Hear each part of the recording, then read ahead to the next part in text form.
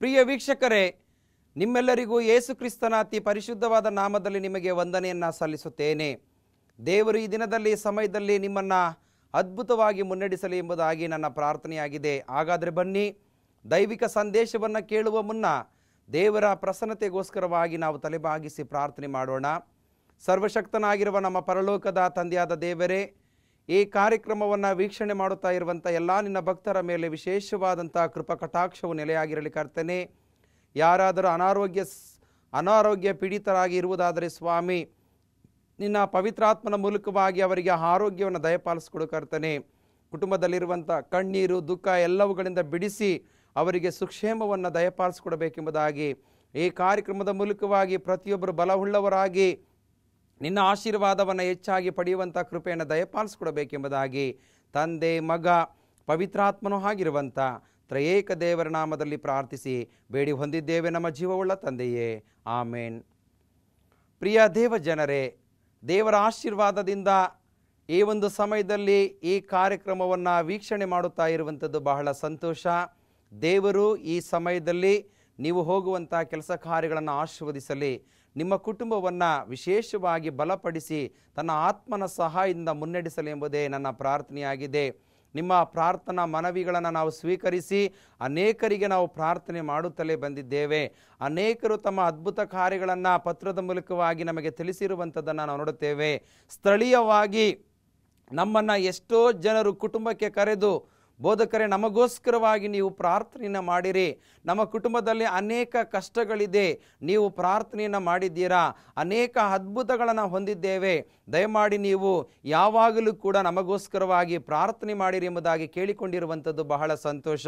ಒಂದು ವೇಳೆ ನನ್ನನ್ನು ವೈಯಕ್ತಿಕವಾಗಿ ನೀವು ಭೇಟಿ ಮಾಡುವುದಾದರೆ, ನಾನು ಒಂದು ವೇಳೆ ಯಾವುದಾದರೂ ಕಾರ್ಯಕ್ರಮಗಳ ನಿಮಿತ್ತವಾಗಿ ನಿಮ್ಮ ಊರುಗಳಿಗೆ ಬಂದಂಥ ಸಮಯದಲ್ಲಿ ನೀವು ನಮ್ಮನ್ನು ಪ್ರೀತಿಪೂರ್ವಕವಾಗಿ ಆಹ್ವಾನಿಸುವುದಾದರೆ ನಾವು ಬಂದು ನಿಮಗೋಸ್ಕರವಾಗಿ ವಿಶೇಷವಾಗಿ ಪ್ರಾರ್ಥನೆಯನ್ನು ಮಾಡುವರಾಗಿದ್ದೇವೆ.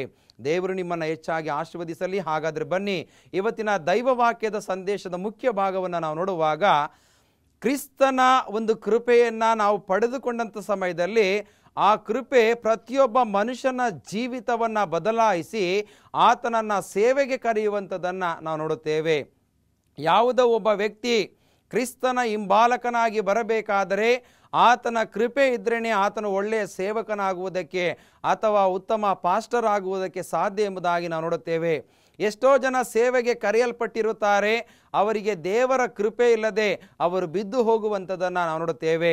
ಒಂದು ದೇವರ ಸೇವೆಯನ್ನು ನಾವು ಮಾಡಬೇಕಾದರೆ ಆತನ ಕೃಪೆಯು ಕೂಡ ಬಹಳ ಪ್ರಾಮುಖ್ಯ ಎಂಬುದಾಗಿ ನಾವು ನೋಡುತ್ತೇವೆ.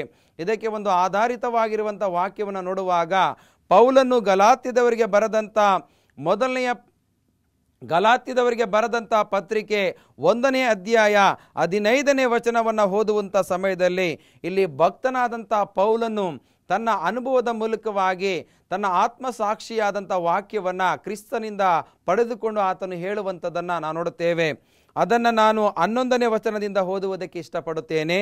ಸಹೋದರರೇ, ನಾನು ಸಾರಿದ ಸುವಾರ್ತೆಯಂತೂ ಮನುಷ್ಯ ಕಲ್ಪನೆಯಲ್ಲವೆಂದು ನಿಮಗೆ ತಿಳಿಯಪಡಿಸುತ್ತೇನೆ.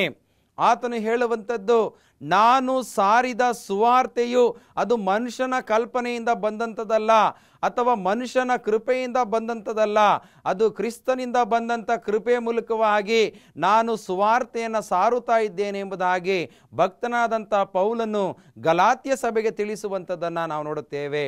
ಪ್ರಿಯ ದೇವ ಜನರೇ, ಇವತ್ತಿನ ದಿನದಲ್ಲಿ ನಾವು ಒಂದು ಸೇವೆಯನ್ನು ಮಾಡಬೇಕಾದರೆ ಆತನ ಕೃಪೆಯು ಕೂಡ ಬಹಳ ಪ್ರಾಮುಖ್ಯ ಎಂಬುದಾಗಿ ನೋಡುತ್ತೇವೆ. ಆದುದರಿಂದ ಭಕ್ತನಾದಂಥ ಪೌಲನು ಗಲಾತ್ಯ ಸಭೆಯವರಿಗೆ ಹೇಳುವಂಥದ್ದು, ನಾನು ಯಾವುದೋ ಮನುಷ್ಯನ ಒಂದು ಕಲ್ಪನಾ ಕಥೆಗಳನ್ನು ಹೇಳುವುದಕ್ಕೆ ಬಂದಿಲ್ಲ, ಅಥವಾ ಮನುಷ್ಯನು ನನ್ನನ್ನು ಆರಿಸಿಕೊಂಡಿಲ್ಲ, ಮನುಷ್ಯನ ಒಂದು ಮೂಲಕವಾಗಿ ನಾನು ದೇವರ ಸೇವೆಯನ್ನು ಮಾಡುವುದಕ್ಕೆ ಬಂದಿಲ್ಲ. ಕ್ರಿಸ್ತನ ಕೃಪೆಯನ್ನು ಪಡೆದುಕೊಂಡವನಾಗಿ ನಾನು ಕ್ರಿಸ್ತನ ಹೆಸರನ್ನು ಪ್ರಚಾರ ಮಾಡುವುದಕ್ಕೆ ಬಂದಿದ್ದೇನೆ ಎಂಬುದಾಗಿ ಪೌಲನು ತನ್ನ ಸಾಕ್ಷಿಯನ್ನು ನೀಡುವಂಥದ್ದನ್ನು ನೋಡುತ್ತೇವೆ. ಅದನ್ನು 12ನೇ ವಾಕ್ಯದಲ್ಲಿ ನೋಡುವಾಗ, ನಾನು ಅದನ್ನು ಮನುಷ್ಯನಿಂದ ಹೊಂದಲಿಲ್ಲ, ನನಗೆ ಯಾರೂ ಉಪದೇಶಿಸಲಿಲ್ಲ, ಯೇಸು ಕ್ರಿಸ್ತನೇ ಅದನ್ನು ನನಗೆ ಪ್ರಕಟಿಸಿದನು ಎಂಬುದಾಗಿ ಭಕ್ತನಾದಂಥ ಪೌಲನು ಕಂಠಘೋಷವಾಗಿ ಸಾಕ್ಷಿಯನ್ನು ನುಡಿಯುವಂಥದ್ದನ್ನು ನೋಡುತ್ತೇವೆ. ಇವತ್ತಿನ ಒಂದು ಪರಿಸ್ಥಿತಿಯನ್ನು ನಾವು ಉದಾಹರಣೆಯಾಗಿ ತೆಗೆದುಕೊಳ್ಳುವುದಾದರೆ, ಪ್ರಿಯ ವೀಕ್ಷಕರೇ, ಎಷ್ಟೋ ಜನ ಸಭಾಪಾಲಕರಾಗಿ ಸಭಾ ಸೇವೆಯಲ್ಲಿ ಅವರು ಮುಂದುವರಿಯುವಂಥದ್ದನ್ನು ನೋಡುತ್ತೇವೆ. ಅವರ ಹತ್ರ ನಾವು ಒಂದು ವೇಳೆ ಕೇಳುವುದಾದರೆ, ನೀವು ಈ ಒಂದು ಸ್ಥಾನಕ್ಕೆ ಬರುವುದಕ್ಕೆ ಯಾರು ಕಾರಣ ಎಂಬುದಾಗಿ ಕೇಳುವುದಾದರೆ, ಅನೇಕರು ಇಹಲೋಕದ ವ್ಯಕ್ತಿಗಳ ಹೆಸರನ್ನು ಸೂಚಿಸುವಂಥದ್ದನ್ನು ನಾವು ನೋಡುತ್ತೇವೆ. ನೀವು ಇವತ್ತು ಒಂದು ಉನ್ನತವಾದಂಥ ಆ ಉದ್ಯೋಗದಲ್ಲಿ ಇರುವುದಾದರೆ, ಆ ಉನ್ನತವಾದಂಥ ಸ್ಥಾನಮಾನಗಳಲ್ಲಿ ಇರುವುದಾದರೆ, ಕರ್ತನಾದ ಯೇಸುವಿನ ಕೃಪೆ ಮೂಲಕವಾಗಿ ನೀವು ಅಂಥ ಸ್ಥಾನಮಾನವನ್ನು ಪಡೆದುಕೊಂಡಿದ್ದೀರಾ ಎಂಬುದಾಗಿ ನೀವು ಭಾವಿಸಿಕೊಳ್ಳಬೇಕೇ ಹೊರತು, ಇಹಲೋಕದ ಅಧಿಪತಿಗಳನ್ನು, ಇಹಲೋಕದ ವ್ಯಕ್ತಿಗಳನ್ನು ನೀವು ಮೆಚ್ಚುಗೆ ವ್ಯಕ್ತಪಡಿಸುವುದರಿಂದ ದೇವರ ಆಶೀರ್ವಾದವನ್ನು, ದೇವರ ಕೃಪೆಯನ್ನು ಕಳೆದುಕೊಳ್ಳುತ್ತೇವೆ. ಆದುದರಿಂದ ನಾವು ಯಾವುದೇ ಒಂದು ಸ್ಥಾನಮಾನದಲ್ಲಿ ಇದ್ರೂ ಕೂಡ ಅದು ದೇವರಿಂದ ಬಂದಂಥ ಕೃಪೆ ಎಂಬುದಾಗಿ ನಾವು ತಿಳಿದುಕೊಳ್ಳಬೇಕು ಹೊರತು, ನಾನು ಆ ವ್ಯಕ್ತಿಯ ಕುರಿತಾಗಿ ನಾನು ಹೆಚ್ಚಾಗಿ ಪ್ರೀತಿ ಮಾಡದೆ ಆ ವ್ಯಕ್ತಿ ನನ್ನನ್ನು ತೆಗೆದುಕೊಂಡು ಬಂದು ಈ ಅಧಿಕಾರದಲ್ಲಿ ನನ್ನನ್ನು ಇಟ್ಟಿದ್ದಾನೆ ಅನ್ನುವಂಥ ತಪ್ಪಾದಂಥ ಕಲ್ಪನೆಗಳನ್ನು ನಾವು ಮಾಡಿಕೊಳ್ಳಬಾರದು ಎಂಬುದಾಗಿ ನೋಡುತ್ತೇವೆ. ಪ್ರಿಯ ವೀಕ್ಷಕರೇ, ಈ ಕಾರ್ಯಕ್ರಮದ ಮೂಲಕವಾಗಿ ದೇವರು ಅವನವನ ನಡತೆಗೆ ತಕ್ಕಂಥ ಪ್ರತಿಫಲವನ್ನು, ಅವನವನ ನಡತೆಗೆ ತಕ್ಕಂಥ ಘನತೆ ಗೌರವವನ್ನು ಕೊಟ್ಟಿರುವಾಗ ನಾವು ವ್ಯಕ್ತಿಗಳ ಹೆಸರನ್ನು ಹೇಳಿಕೊಳ್ಳುವುದರ ಮೂಲಕವಾಗಿ ನಮ್ಮ ಘನತೆ ಗೌರವವನ್ನು ನಾವು ಕಳೆದುಕೊಳ್ಳುತ್ತೇವೆ. ಆದುದರಿಂದ ದೇವರು ನಿಮಗೆ ಯಾವುದೇ ಒಂದು ಅಧಿಕಾರವನ್ನು ಕೊಟ್ಟಾಗ ಅದು ದೇವರಿಂದ ಬಂದಂಥ ಕೃಪೆಯ ಅಧಿಕಾರ ಎಂಬುದಾಗಿ ಭಾವಿಸಿಕೊಂಡು ನೀವು ಆ ಉದ್ಯೋಗದಲ್ಲಿ ಮುಂದುವರೆದುಕೊಂಡು ಹೋಗುವುದಾದರೆ ದೇವರ ಆಶೀರ್ವಾದದೊಂದಿಗೆ ನೀವು ಕೆಲಸವನ್ನು ಸಂಪೂರ್ಣವಾಗಿ ಮಾಡುವುದಕ್ಕೆ ಸಾಧ್ಯ ಎಂಬುದಾಗಿ ನೋಡುತ್ತೇವೆ. ಎಷ್ಟೋ ಜನರು ಇನ್ನೊಬ್ಬರ ಸಹಾಯದಿಂದ ಅಧಿಕಾರವನ್ನು ಪಡೆದುಕೊಳ್ಳುತ್ತಾರೆ, ಆದರೆ ಅವರ ಕುರ್ಚಿ ಯಾವತ್ತೂ ಕೂಡ ಬಿದ್ದು ಹೋಗುವಂಥದ್ದಾಗಿದೆ. ಯಾವತ್ತು ಬಿದ್ದು ಹೋಗುತ್ತೆ ಎಂಬುದಾಗಿ ಹೇಳಿಕೊಳ್ಳುವುದಕ್ಕೆ ಸಾಧ್ಯವಿಲ್ಲ. ಆದುದರಿಂದ ಒಂದು ಅಧಿಕಾರಶಾಹಿಗಳಾಗಿ, ಅಧಿಕಾರದಾಹಿಗಳಾಗಿ ನೀವು ಬರಬೇಕಾದರೆ ಕ್ರಿಸ್ತನ ಕೃಪೆ ಇದ್ದರೆ ಮಾತ್ರ ಸಾಧ್ಯ ಎಂಬುದಾಗಿ ನೋಡುತ್ತೇವೆ. ಇದನ್ನು ತಾನೇ ಭಕ್ತನಾದಂಥ ಪೌಲನು ಸ್ಪಷ್ಟವಾಗಿ ಹೇಳುವನಾಗಿದ್ದಾನೆ. ನಾನು ಯಾವುದೋ ಒಂದು ವ್ಯಕ್ತಿಯ ಸಲಹೆಯಿಂದ ನಾನು ದೇವರ ಸೇವೆಯನ್ನು ಮಾಡುವುದಕ್ಕೆ ಬರಲಿಲ್ಲ, ಕ್ರಿಸ್ತನ ಕೃಪೆಯನ್ನು ಪಡೆದುಕೊಂಡವನಾಗಿ ನಾನು ಯೇಸು ಕ್ರಿಸ್ತನನ್ನೇ ಅದನ್ನು ನನಗೆ ಪ್ರಕಟಿಸಿದನು ಎಂಬುದಾಗಿ ನಾವು ನೋಡುತ್ತೇವೆ. ಆದುದರಿಂದ ಆತನು 15ನೇ ವಾಕ್ಯದಲ್ಲಿ ಹೇಳುವಂಥದ್ದು, ಆದರೆ ನಾನು ತಾಯಿಯ ಗರ್ಭದಲ್ಲಿದ್ದಾಗಲೇ ನನ್ನನ್ನು ಪ್ರತ್ಯೇಕಿಸಿ ತನ್ನ ಕೃಪೆಯಿಂದ ಕರೆದ ದೇವರು ತನ್ನ ಮಗನನ್ನು ನಾನು ಅನ್ಯ ಜನರಲ್ಲಿ ಪ್ರಸಿದ್ಧಪಡಿಸುವನಾಗಬೇಕೆಂದು ಆತನನ್ನು ನನ್ನೊಳಗೆ ಪ್ರಕಟಿಸುವುದಕ್ಕೆ ಇಚ್ಛಿಸಿದಾಗಲೇ ನಾನು ಮನುಷ್ಯರ ಆಲೋಚನೆಯನ್ನು ವಿಚಾರಿಸದೆ ಯೆರೂಸಲೇಮಿಗೆ ನನಗಿಂತ ಮುಂಚೆ ಅಪೊಸ್ತಲರಾಗಿದ್ದವರ ಬಳಿಗೂ ಹೋಗದೆ ಅರಬ ಸ್ಥಾನಕ್ಕೆ ಹೋಗಿ ತಿರುಗಿ ದಮಸ್ಕಕ್ಕೆ ಬಂದನು. ಅಂಥ ಸಮಯದಲ್ಲಿ ದೇವರು ನನ್ನನ್ನು ಕರೆದನು ಎಂಬುದಾಗಿ ಭಕ್ತನಾದಂಥ ಪೌಲನು ತನ್ನ ಅನುಭವದ ಸಾಕ್ಷಿಯನ್ನು ಜನರಿಗೆ ತಿಳಿಸುವಂಥದ್ದನ್ನು ನಾವು ನೋಡುತ್ತೇವೆ. ಆತನು ಒಂದು ವೇಳೆ ಆತನು ಕಣ್ಣು ಕಾಣದೆ ಅನನೀಯನು ಹೋಗಿ ಪ್ರಾರ್ಥನೆ ಮಾಡಿದಂಥ ಸಮಯದಲ್ಲಿ ಆತನು ಅನನೀಯನ ಹೆಸರನ್ನು ಹೇಳಿಲ್ಲ ಪ್ರಿಯರೇ. ಆದುದರಿಂದ ಭಕ್ತನಾದಂಥ ಪೌಲನು ಯೇಸು ಕ್ರಿಸ್ತನ ಕೃಪೆಯನ್ನು ಪಡೆದುಕೊಂಡವನಾಗಿ ಯೇಸು ಕ್ರಿಸ್ತನಿಗೆ ಆತನು ಸ್ತೋತ್ರವನ್ನು ಸಲ್ಲಿಸುವಂಥದ್ದನ್ನು ನೋಡುತ್ತೇವೆ. ಪ್ರಿಯ ದೇವ ಜನರೇ, ಈ ಕಾರ್ಯಕ್ರಮದ ಮೂಲಕವಾಗಿ ದೇವರು ಇವತ್ತು ನಿಮ್ಮನ್ನು ಸೇವೆಗೆ ಕರೆಯಲ್ಪಟ್ಟಿರುವಂಥ ಸಮಯದಲ್ಲಿ ದೇವರು ನಿಮಗೆ ಒಂದು ಉನ್ನತವಾದಂಥ ಸ್ಥಾನಮಾನಗಳನ್ನು ಕೊಟ್ಟಿರುವಾಗ ಅದು ದೇವರ ಕೃಪೆಯಿಂದ ಬಂತು ಎಂಬುದಾಗಿ ನಾವು ಹೇಳಬೇಕೇ ಹೊರತು ಈ ಲೋಕದ ಒಬ್ಬ ಅಧಿಪತಿಯ ಹೆಸರನ್ನು ಸೂಚಿಸುವುದರ ಮೂಲಕವಾಗಿ ನಾವು ದೇವರನ್ನು ಘನಪಡಿಸುವುದಕ್ಕೆ ಸಾಧ್ಯವಿಲ್ಲ ಎಂಬುದಾಗಿ ನಾವು ತಿಳಿದುಕೊಳ್ಳಬೇಕಾಗುತ್ತದೆ. ಆದುದರಿಂದ ಮುಂದಿನ ಭಾಗಕ್ಕೆ ನಾನು ಹೋಗುವುದಾದರೆ ಮಾರ್ಕನು ಬರೆದಂಥ ಸುವಾರ್ತೆ 5ನೇ ಅಧ್ಯಾಯ ಮೊದಲ 20 ವಚನಗಳನ್ನು ಓದುವಂಥ ಸಮಯದಲ್ಲಿ ಅಲ್ಲಿ ದೆವ್ವದ ದಂಡಿನಿಂದ ಹಿಡಿಯಲ್ಪಟ್ಟಂಥ ಮನುಷ್ಯನ ಕುರಿತಾಗಿ ನಾವು ಅಲ್ಲಿ ನೋಡುತ್ತೇವೆ. ಈ ವಾಕ್ಯವನ್ನು ನಾವು ಗಮನಿಸುವಂಥ ಸಮಯದಲ್ಲಿ ಆ ದೆವ್ವದ ದಂಡಿನಿಂದ ಹಿಡಿಯಲ್ಪಟ್ಟಂಥ ಮನುಷ್ಯನ ಜೀವಿತವನ್ನು, ಆ ಯವನಸ್ಥನ ಜೀವಿತವನ್ನು ನೋಡುವಾಗ ಸೈತಾನನು ಕುಟುಂಬದಿಂದ ಆತನನ್ನು ಬೇರ್ಪಡಿಸಿದನು ಎಂಬುದಾಗಿ ನೋಡುತ್ತೇವೆ. ಪ್ರಿಯ ವೀಕ್ಷಕರೇ, ತಂದೆ ತಾಯಿಗಳ ಪ್ರೀತಿಯನ್ನು ಆತನು ಕಳೆದುಕೊಂಡಿದ್ದ ಎಂಬುದಾಗಿ ನಾವು ನೋಡುತ್ತೇವೆ. ಆತನು ಮನೆಯ ಹೊರಗಡೆ ಬಂದು ಆರ್ಭಟಿಸುವುದರ ಮೂಲಕವಾಗಿ ಆತನ ಜೀವಿತದಲ್ಲಿ ಆ ಒಂದು ದೆವ್ವದ ಕಾಟದಿಂದ ಆತನು ಕಷ್ಟಗಳನ್ನು ಅನುಭವಿಸ್ತಾ ಇದ್ದ ಎಂಬುದಾಗಿ ನೋಡುತ್ತೇವೆ. ಆತನಿಗೆ ಸಮಾಧಿಯ ಗವಿಗಳೇ ವಾಸಸ್ಥಳವಾಗಿದ್ದವು ಎಂಬುದಾಗಿ ಮಾರ್ಕನು ಬರೆದ ಸುವಾರ್ತೆ 5ನೇ ಅಧ್ಯಾಯ 3ನೇ ವಾಕ್ಯದಲ್ಲಿ ನಾವು ನೋಡುತ್ತೇವೆ. ಇವತ್ತಿನ ದಿನದಲ್ಲಿ ಯಾರು ಕೂಡ ಸಮಾಧಿಗಳ ಗವಿಗಳಲ್ಲಿ ವಾಸ ಮಾಡುವುದಕ್ಕೆ ಹೆದರುತ್ತಾರೆ ಪ್ರಿಯರೇ.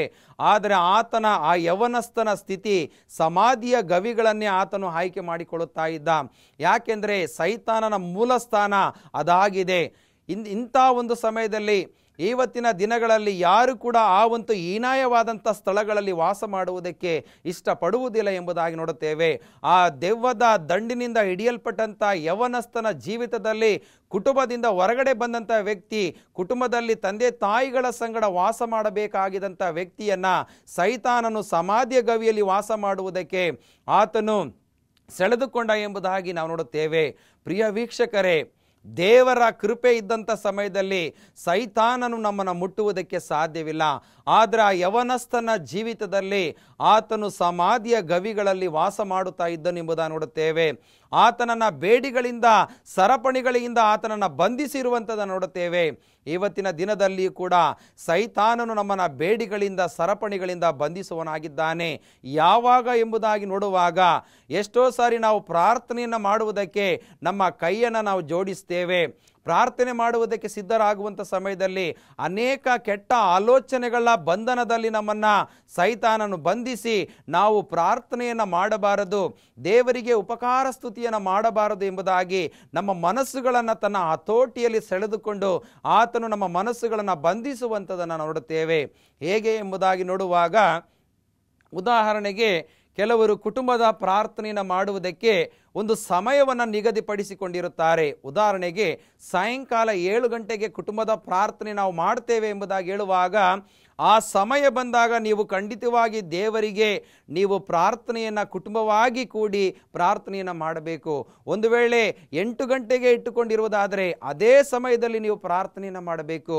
ಒಂದು ವೇಳೆ 9 ಗಂಟೆಗೆ ಕುಟುಂಬದ ಪ್ರಾರ್ಥನೆ ಇಟ್ಟುಕೊಂಡಿರುವುದೇ ಆದರೆ ಆ ಸಮಯದಲ್ಲಿ ನೀವೆಲ್ಲರೂ ಕೂಡ ಕುಟುಂಬವಾಗಿ ಕುಳಿತುಕೊಂಡು ದೇವರಿಗೆ ಸ್ತೋತ್ರವನ್ನು, ಪ್ರಾರ್ಥನೆಯನ್ನು ಸಲ್ಲಿಸುವಾಗ ನಿಮ್ಮ ಕುಟುಂಬದ ಪ್ರಾರ್ಥನೆಗೆ ಒಂದು ಅರ್ಥ ಇರುತ್ತೆ ಪ್ರಿಯರೇ. ಆದರೆ ಸೈತಾನನು ಅನೇಕ ಇಹಲೋಕದ ಆಶೆಗಳ ಮೂಲಕವಾಗಿ, ಇವತ್ತು ಅನೇಕ ಟಿವಿಗಳಲ್ಲಿ ಅನೇಕ ಸೀರಿಯಲ್ ಕಾರ್ಯಕ್ರಮದ ಮೂಲಕವಾಗಿ ಇವತ್ತು ಸೈತಾನನು ನಿಮ್ಮನ್ನು ಬಂಧನದಲ್ಲಿ ಆತನು ಇಟ್ಟಿರುವಂಥದ್ದನ್ನು ನಾವು ನೋಡುತ್ತೇವೆ. ಇವತ್ತಿನ ದಿನಗಳಲ್ಲಿ ಕುಟುಂಬದಲ್ಲಿ ಪ್ರಾರ್ಥನಾ ಜೀವಿತವು ಕಡಿಮೆ ಆಗುತ್ತಾ ಇದೆ. ಯಾಕೆಂದರೆ ಸೈತಾನನು ನಿಮ್ಮ ಮನಸ್ಸುಗಳನ್ನು ತನ್ನ ಹತೋಟಿಯಲ್ಲಿ ಬಂಧಿಸಿರುವಂಥದ್ದನ್ನು ನಾವು ನೋಡುತ್ತೇವೆ. ಅದೇ ಪ್ರಕಾರವಾಗಿ ಆ ಬಂಧನದಿಂದ ನಾವು ಬಿಡುಗಡೆಯನ್ನು ಹೊಂದಬೇಕಾದರೆ ದೇವರ ಕೃಪೆ ಅನ್ನುವಂಥದ್ದು ನಮ್ಮ ಜೀವಿತದಲ್ಲಿ ಇದ್ದಾಗ ಎಲ್ಲವನ್ನ ಜಯಿಸುವುದಕ್ಕೆ ಸಾಧ್ಯ ಎಂಬುದಾಗಿ ನೋಡುತ್ತೇವೆ. ಪ್ರಿಯ ವೀಕ್ಷಕರೇ, ಈ ಕಾರ್ಯಕ್ರಮದ ಮೂಲಕವಾಗಿ ದೇವರ ಕೃಪೆ ನಿಮಗೆ ಸದಾಕಾಲ ನಿಮ್ಮ ಮನೆಗಳಲ್ಲಿ ಇರಬೇಕಾದರೆ ನೀವು ಕುಟುಂಬದ ಪ್ರಾರ್ಥನೆಯನ್ನು ಸರಿಯಾದಂಥ ಸಮಯಕ್ಕೆ ಚಾಚು ತಪ್ಪದೆ ಮಾಡುವುದಾದರೆ ಆ ಕೃಪೆ ನಿಮ್ಮ ಕುಟುಂಬದಲ್ಲಿ ಸದಾಕಾಲವೂ ಕೂಡ ಇರುವಂಥದ್ದಾಗಿದೆ. ಆದುದರಿಂದ ದೇವರಿಗೆ ನಾವು ಸಲ್ಲಿಸಬೇಕಾದಂಥ ಘನತೆಯನ್ನು ನಾವು ಸಲ್ಲಿಸಬೇಕಾಗಿದೆ. ಮುಂದಿನ ಭಾಗಕ್ಕೆ ಹೋಗುವುದಾದರೆ, ಆ ಒಂದು ದೆವ್ವದ ದಂಡಿನಿಂದ ಹಿಡಿಯಲ್ಪಟ್ಟಂಥ ಯವನಸ್ಥನನ್ನು ಅನೇಕ ಸರಪಣಿಗಳಿಂದ ಆತನನ್ನು ಬಂಧಿಸಿದರು ಎಂಬುದಾಗಿ ನಾವು ನೋಡುತ್ತೇವೆ. ಆತನು ಆ ಬೇಡಿಗಳನ್ನು ಕಿತ್ತು ಮುರಿದು ಹಾಕಿದನು, ಅವನನ್ನು ಇನ್ನು ಯಾರು ಸರಪಣಿಯಿಂದಾದರೂ ಕಟ್ಟಲಾರದೆ ಹೋದರು ಎಂಬುದಾಗಿ ನಾವು ನೋಡುತ್ತೇವೆ. ಅವನನ್ನು ಹತೋಟಿಗೆ ತರುವುದಕ್ಕೆ ಯಾರಿಂದಲೂ ಆಗಲಿಲ್ಲ ಎಂಬುದಾಗಿ ನಾವು ನೋಡುತ್ತೇವೆ. ಹೌದು ಪ್ರಿಯ ವೀಕ್ಷಕರೇ, ದುರಾತ್ಮನು ದೇಹದ ಒಳಗೆ ಪ್ರವೇಶ ಮಾಡಿದಂಥ ಸಮಯದಲ್ಲಿ ಆತನನ್ನು ಹತೋಟಿಯಲ್ಲಿಡುವುದಕ್ಕೆ ಯಾರಿಂದಲೂ ಸಾಧ್ಯವಿಲ್ಲ ಎಂಬುದಾಗಿ ನಾವು ನೋಡುತ್ತೇವೆ. ಪ್ರಿಯ ದೇವಜನರೇ, ಎಷ್ಟೋ ಜನರು ಮದ್ಯಪಾನವನ್ನು ಮಾಡಿ ಮನೆಗೆ ಬರ್ತಾರೆ. ಅವರನ್ನು ಹತೋಟಿಯಲ್ಲಿಡುವುದಕ್ಕೆ ಸಾಧ್ಯವಿಲ್ಲ ಪ್ರಿಯರೇ. ಯಾಕೆ ಎಂಬುದಾಗಿ ನೋಡುವಾಗ ಅವರಲ್ಲಿ ದುರಾತ್ಮನ ಆ ಒಂದು ಆಲ್ಕೋಹಾಲ್ ಅನ್ನುವಂಥ ಆ ಮದ್ಯಪಾನದಲ್ಲಿ ಬೆರೆಸಿರುವಂಥ ಆ ಆಲ್ಕೋಹಾಲು ಆತನ ಶರೀರದ ಒಳಗೆ ಪ್ರವೇಶ ಮಾಡಿರುವುದರಿಂದ ಆತನಿಗೆ ನಾವು ಯಾವುದೇ ಶಿಕ್ಷೆಯನ್ನು ಕೊಟ್ಟರೂ ಕೂಡ ಆತನು ಅದನ್ನೆಲ್ಲ ಬಹಿಷ್ಕರಿಸಿ ತನ್ನದೇ ಆದಂಥ ಜೀವಿತದಲ್ಲಿ ತೊಡಗಿಕೊಳ್ಳುವಂಥದ್ದನ್ನು ನೋಡುತ್ತೇವೆ.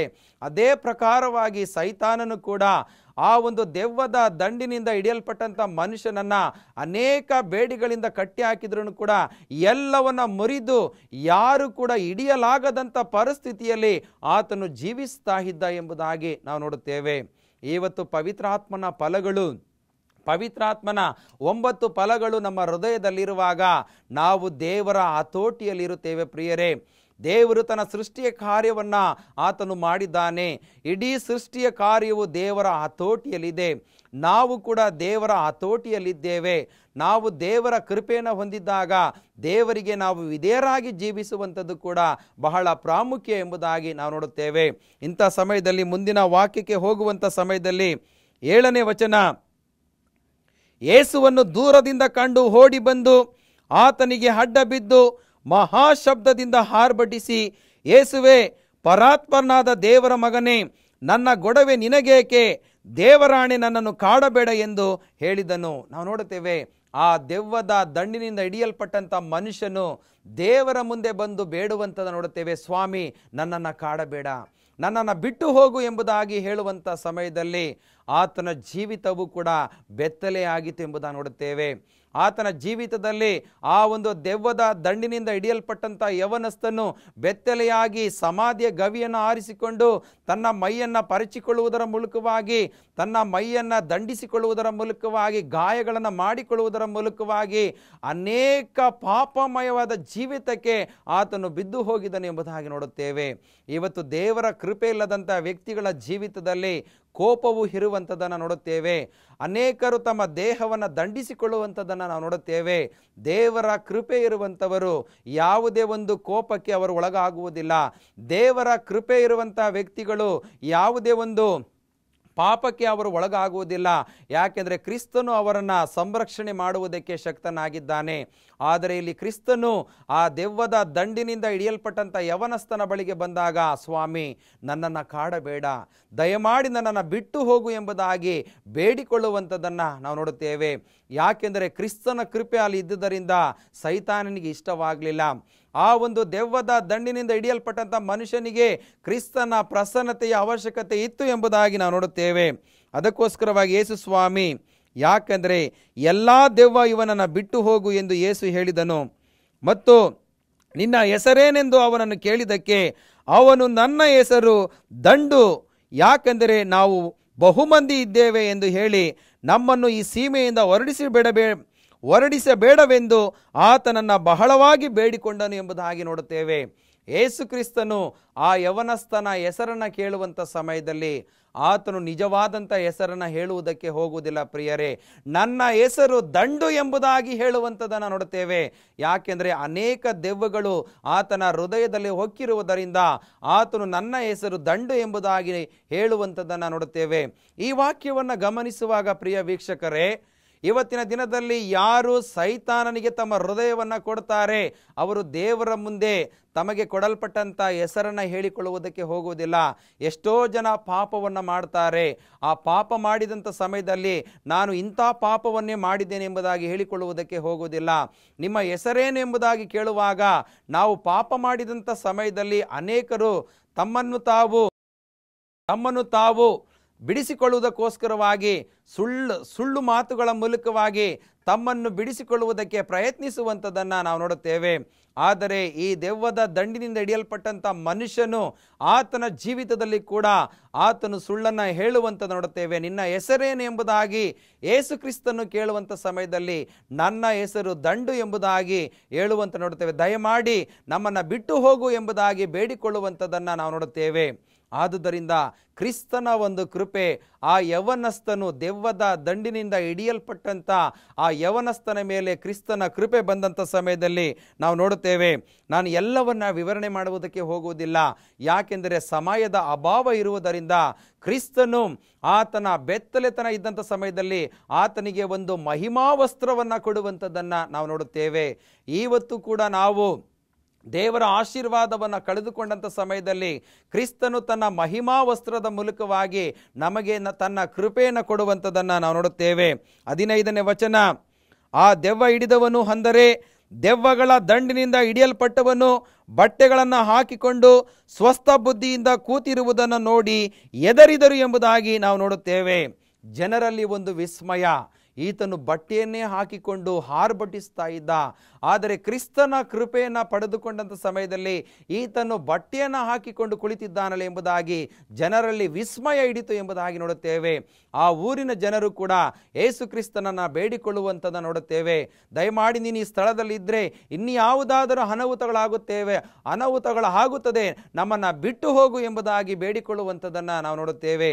ಆದುದರಿಂದ ಯೇಸು ಕ್ರಿಸ್ತನು ಆ ಒಂದು ದೆವ್ವದ ದಂಡಿನಿಂದ ಬಿಡುಗಡೆನ ಹೊಂದಿದಂಥ ಯವನಸ್ಥನು ಕ್ರಿಸ್ತನನ್ನು ಹಿಂಬಾಲಿಸುವಂಥ ಸಮಯದಲ್ಲಿ ಕ್ರಿಸ್ತನು ಆ ಯವನಸ್ಥನಿಗೆ ಹೇಳಿದಂಥ ಮಾತು ಅದನ್ನು ನಾವು ನೋಡುತ್ತೇವೆ. 19ನೇ ವಚನ, ಆದರೆ ಆತನು ಅವನನ್ನು ಹಿರಗೊಡದೆ ಅವನಿಗೆ, ನೀನು ನಿನ್ನ ಮನೆಗೂ ನಿನ್ನ ಜನರ ಬಳಿಗೂ ಹೋಗಿ, ಸ್ವಾಮಿಯು ನಿನ್ನಲ್ಲಿ ಕರುಣೆ ಇಟ್ಟು ನಿನಗೆ ಎಂತೆಂಥ ಉಪಕಾರಗಳನ್ನು ಮಾಡಿದ್ದಾನೋ ಅದನ್ನು ಹೇಳು ಅಂದನು. ಅವನು ಹೊರಟು ಹೋಗಿ ಯೇಸು ತನಗೆ ಮಾಡಿದ ಉಪಕಾರಗಳನ್ನು ದೆಕಪೋಲಿ ಎಂಬ ಸೀಮೆಯಲ್ಲಿ ಸಾರುವುದಕ್ಕೆ ಪ್ರಾರಂಭಿಸಿದನು. ಎಲ್ಲರೂ ಆಶ್ಚರ್ಯಪಟ್ಟರು ಎಂಬುದಾಗಿ ನೋಡುತ್ತೇವೆ. ಪ್ರಿಯ ವೀಕ್ಷಕರೇ, ನಾನು ಮೊದಲೇ ಹೇಳಿದೆ, ಒಬ್ಬನು ದೇವರ ಸೇವೆಗೆ ಬರಬೇಕಾದರೆ ಕ್ರಿಸ್ತನ ಕೃಪೆ ಅನ್ನುವಂಥದ್ದು ಬಹಳ ಪ್ರಾಮುಖ್ಯ.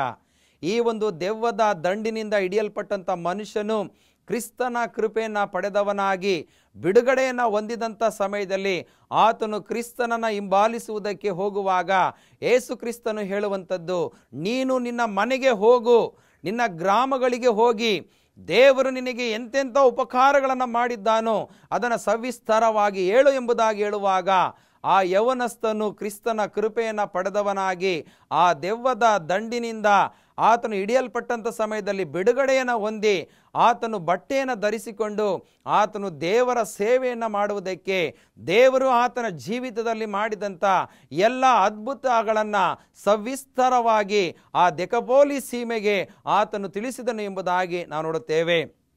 ದೆಕಪೋಲಿ ಸೀಮೆ ಎಂಬುದಾಗಿ ನೋಡುವಾಗ ಅನೇಕ ಗ್ರಾಮಗಳನ್ನು ಕೂಡಿ ಇವತ್ತು ನಾವು ಯಾವುದನ್ನು ಹೋಬಳಿ ಎಂಬುದಾಗಿ ನಾವು ಕರೀತೇವೋ ಅದೇ ರೀತಿಯಲ್ಲಿ ಆ ಸುತ್ತಮುತ್ತಲಿನ ಎಲ್ಲ ಗ್ರಾಮಗಳಿಗೆ ಯೇಸು ಕ್ರಿಸ್ತನ ನಿಜವಾದಂಥ ಸತ್ಯ ಸಂದೇಶವನ್ನು ಆ ಒಬ್ಬ ಯವನಸ್ಥನು, ದೆವ್ವದ ದಂಡಿನಿಂದ ಹಿಡಿಯಲ್ಪಟ್ಟಂಥ ಮನುಷ್ಯ ಬಿಡುಗಡೆಯಾದಂಥ ಯವನಸ್ಥನು ಸುವಾರ್ತೆಯನ್ನು ಸಾರುವಂಥದ್ದನ್ನು ನೋಡುತ್ತೇವೆ. ಇವತ್ತು ನಾವು ದೇವರ ಸುವಾರ್ತೆಯನ್ನು ಸಾರಬೇಕಾದರೆ ಆತನ ಕೃಪೆ ಅನ್ನುವಂಥದ್ದು ಬಹಳ ಪ್ರಾಮುಖ್ಯ ಎಂಬುದಾಗಿ ನಾವು ನೋಡುತ್ತೇವೆ. ಆದುದರಿಂದ ದೇವರು ಇವತ್ತು ನಮ್ಮನ್ನು ನಿಮ್ಮನ್ನು ಪ್ರೀತಿಯಿಂದ ಕರೆಯುವಂಥ ಸಮಯದಲ್ಲಿ ನಾವು ಯಾವುದೋ ಒಬ್ಬ ವ್ಯಕ್ತಿಯ ಹೆಸರನ್ನು ಹೇಳುವುದರ ಬದಲಿಗೆ ಕ್ರಿಸ್ತನು ನನ್ನನ್ನು ಈ ಸ್ಥಾನದಲ್ಲಿ ಇಟ್ಟಿದ್ದಾನೆ, ಕ್ರಿಸ್ತನು ನನಗೆ ಬಿಡುಗಡೆಯನ್ನು ಕೊಟ್ಟಿದ್ದಾನೆ, ಕ್ರಿಸ್ತನು ನನಗೋಸ್ಕರವಾಗಿ ರಕ್ತವನ್ನು ಸುರಿಸಿ ನನ್ನನ್ನು ಕ್ರಯಕ್ಕೆ ಕೊಂಡುಕೊಂಡಿದ್ದಾನೆ ಎಂಬುದಾಗಿ ನಾವು ಹೇಳುವುದಾದರೆ ಅದಕ್ಕಿಂತ ಮಿಗಿಲಾದಂಥ ಸಾಕ್ಷಿ ಮತ್ತೊಂದಿಲ್ಲ ಎಂಬುದಾಗಿ ನಾವು ಭಾವಿಸಬೇಕಾಗುತ್ತದೆ. ಆದುದರಿಂದ ಪ್ರಿಯ ವೀಕ್ಷಕರೇ, ಈ ಕಾರ್ಯಕ್ರಮದ ಮೂಲಕವಾಗಿ ದೇವರು ನಿಮ್ಮನ್ನು ನಿಮ್ಮ ಕುಟುಂಬವನ್ನು ವಿಶೇಷವಾಗಿ ಆಶೀರ್ವದಿಸಲಿ. ಆ ದೇವರ ಸೇವೆಯನ್ನು ಮಾಡುವಂಥ ಸಮಯದಲ್ಲಿ ದೇವರ ಪ್ರಸನ್ನತೆ ನಿಮ್ಮೆಲ್ಲರ ಮೇಲೆ ಇರಲಿ ಎಂಬುದೇ ನನ್ನ ಪ್ರಾರ್ಥನೆಯಾಗಿದೆ. ದೇವರ ವಾಕ್ಯವನ್ನು ಆಶೀರ್ವದಿಸಲಿ. ಆಮೇನ್. ಪ್ರಾರ್ಥನೆ ಮಾಡೋಣ. ನಮ್ಮನ್ನು ಬಹಳವಾಗಿ ಪ್ರೀತಿಸುವಂಥ ತಂದೆಯಾದ ದೇವರೇ, ಈ ಸಮಯದಲ್ಲಿ ಸ್ವಾಮಿ, ಆ ಯವನಸ್ಥನು ದೆವ್ವದ ದಂಡಿನಿಂದ ಹಿಡಿಯಲ್ಪಟ್ಟವನಾಗಿ ಕ್ರಿಸ್ತನ ಕೃಪೆಯನ್ನು ಪಡೆದವನಾಗಿ ಬಿಡುಗಡೆಯನ್ನು ಹೊಂದಿ ದೇಶದ ಕಟ್ಟಕಡೆಗೆ ಹೋಗಿ ಸುವಾರ್ತೆಯನ್ನು ಸಾರಿದನೆಂಬುದಾಗಿ ನೋಡುತ್ತೇವೆ. ಇವತ್ತಿನ ದಿನದಲ್ಲಿ ಸ್ವಾಮಿ, ಇಂಥ ಒಂದು ಕಷ್ಟದಲ್ಲಿ ಯಾರಾದರೂ ಇರುವುದಾದರೆ, ಒಂದು ವೇಳೆ ಸೈತಾನನ ಪ್ರೇರೇಪಣೆಗೆ ಒಳಗಾಗಿ ಅನೇಕ ಸಮಸ್ಯೆಗಳನ್ನು ಎದುರಿಸುತ್ತಾ ಇರುವುದಾದರೆ ನಜರೇತಿನ ಯೇಸು ಕ್ರಿಸ್ತನ ನಾಮದಲ್ಲಿ ಎಲ್ಲವನ್ನ ಬಂಧಿಸುತ್ತಾ ಅವರಿಗೆ ಬಿಡುಗಡೆಯನ್ನು ದಯಪಾಲಿಸಿಕೊಡಬೇಕಾಗಿ ಪ್ರಾರ್ಥಿಸುತ್ತೇವೆ. ಆ ಯವನಸ್ಥನಿಗೆ ಬಿಡುಗಡೆಯನ್ನು ಕೊಟ್ಟಂಥ ದೇವರು ಈ ಸಮಯದಲ್ಲಿ ಈ ಮಾಧ್ಯಮದ ಮುಂದೆ ಕುಳಿತು ಪ್ರಾರ್ಥನೆ ಮಾಡುವಂಥವರು ಕಷ್ಟದಲ್ಲಿರುವುದಾದರೆ ಅವರಿಗೆ ಬಿಡುಗಡೆಯನ್ನು ಕೊಡುವುದರ ಮೂಲಕವಾಗಿ ಅವರಿಗೆ ಸುಕ್ಷೇಮವನ್ನು ದಯಪಾಲಿಸಿಕೊಡಬೇಕಾಗಿ ಯೇಸು ಕ್ರಿಸ್ತನ ದಿವ್ಯನಾಮದಲ್ಲಿ ಪ್ರಾರ್ಥಿಸಿ ಬೇಡಿ ಹೊಂದಿದ್ದೇವೆ ನಮ್ಮ ಜೀವವುಳ್ಳ ತಂದೆಯೇ. ಆಮೇನ್. ಪ್ರಿಯ ವೀಕ್ಷಕರೇ, ಈ ಕಾರ್ಯಕ್ರಮದ ಮೂಲಕವಾಗಿ ನಿಮಗೆ ಯಾವುದಾದರೂ ಮಾಹಿತಿಗಳು ಬೇಕಾದ ಪಕ್ಷದಲ್ಲಿ, ಒಂದು ವೇಳೆ ಪ್ರಾರ್ಥನೆಯ ಮನವಿಗಳು ನಿಮ್ಮಲ್ಲಿ ಇರುವುದಾದರೆ ಈ ಕೆಳಕಂಡ ದೂರವಾಣಿಯ ಸಂಖ್ಯೆಗೂ ತಾವು ಫೋನಿನ ಕರೆಯನ್ನು ಮಾಡಬಹುದು ಮತ್ತು ಪತ್ರಗಳ ಮೂಲಕವಾಗಿ ನಿಮ್ಮ ಅನಿಸಿಕೆಗಳನ್ನು ತಿಳಿಸಬಹುದು. ದೇವರು ಈ ಸಮಯದಲ್ಲಿ ನಿಮ್ಮನ್ನು ನಿಮ್ಮ ಕುಟುಂಬವನ್ನು ವಿಶೇಷವಾಗಿ ಆಶೀರ್ವದಿಸಲಿ. ಆಮೇನ್.